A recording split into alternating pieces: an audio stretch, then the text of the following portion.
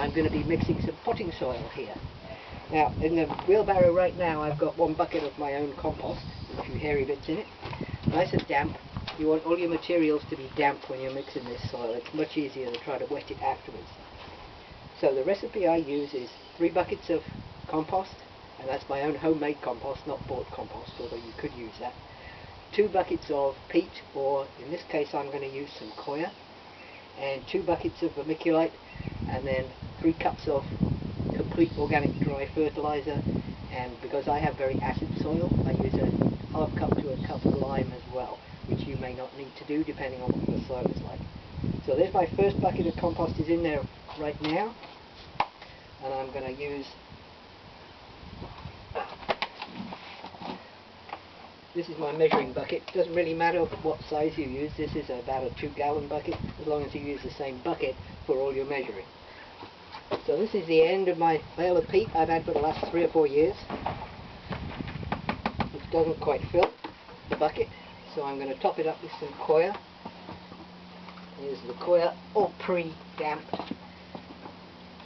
This was a block about 1 foot square by 6 inches deep, and it made this entire bin full of damp coir, so it really swells up.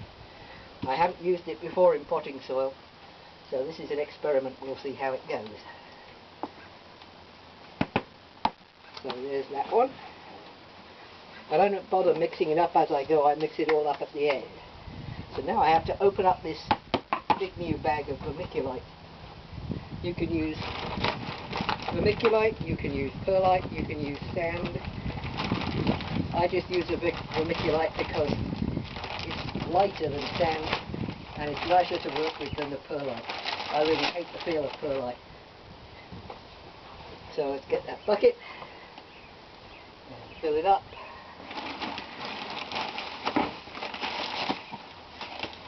It's kind of dusty stuff, you don't want to do it indoors.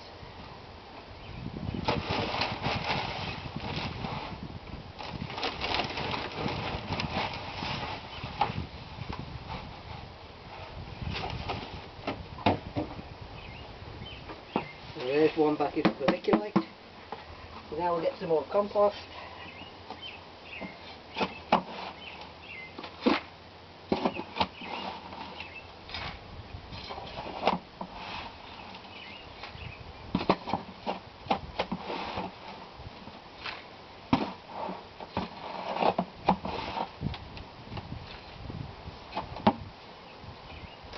There we go.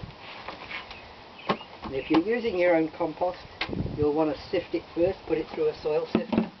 It doesn't need to be really, really fine, but you don't want any big lumps in it for potting soil. So here's my lime. And I'm going to get some fertilizer. We'll keep this in a sealed bucket because otherwise animals like to come and eat it. You have had them drag the bucket across the garden.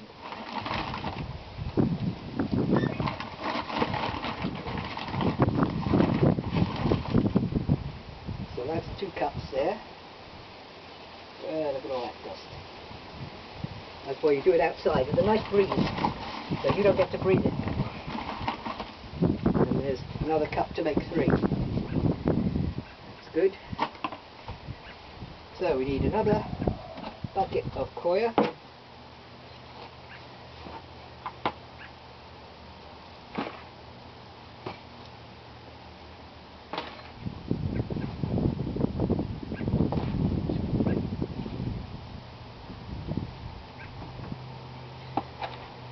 Go.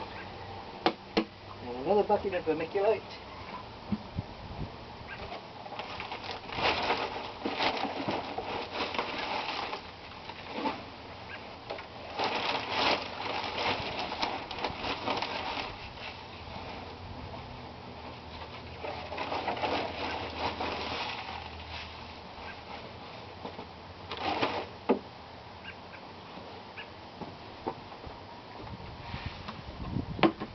One last bucket of compost.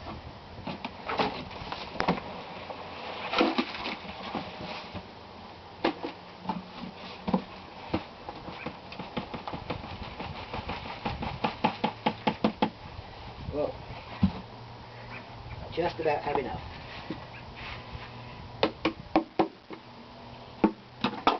And you want to mix this stuff in something that's going to be big enough to hold it with some space to spare, because when you start mixing it, it'll overflow otherwise.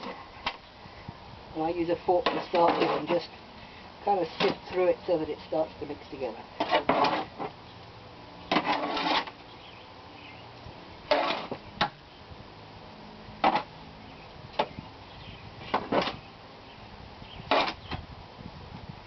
And start to turn it over. And the damp soil and peat and compost will make the dust lay down, so you're not getting lots of dust flying around as you're mixing.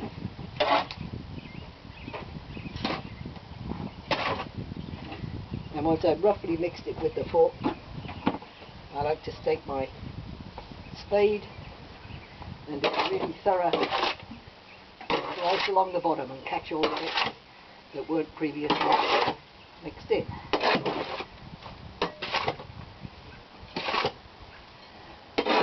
Do it from one side, or one end of the wheelbarrow to the other end, and then come back in the other direction.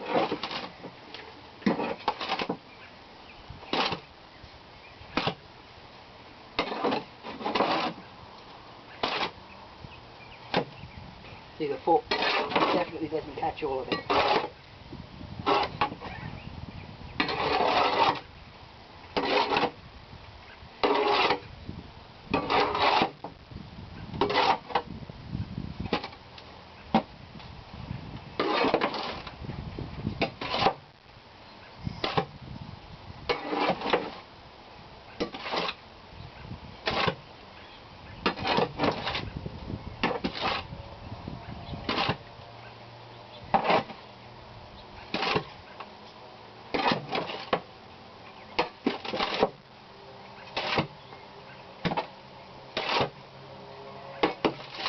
So potting soil like this, that's made with your own compost, unless you make weed-free compost, which I don't, you're going to have weeds in this potting soil too.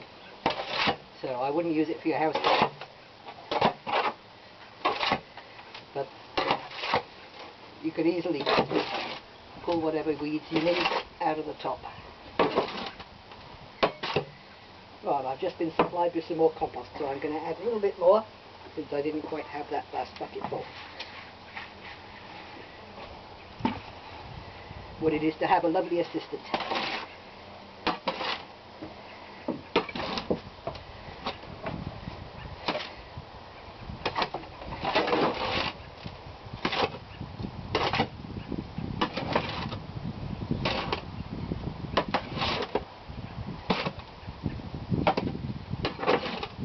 So the fertilizer I use in this is a complete dry organic fertilizer, and I get it locally.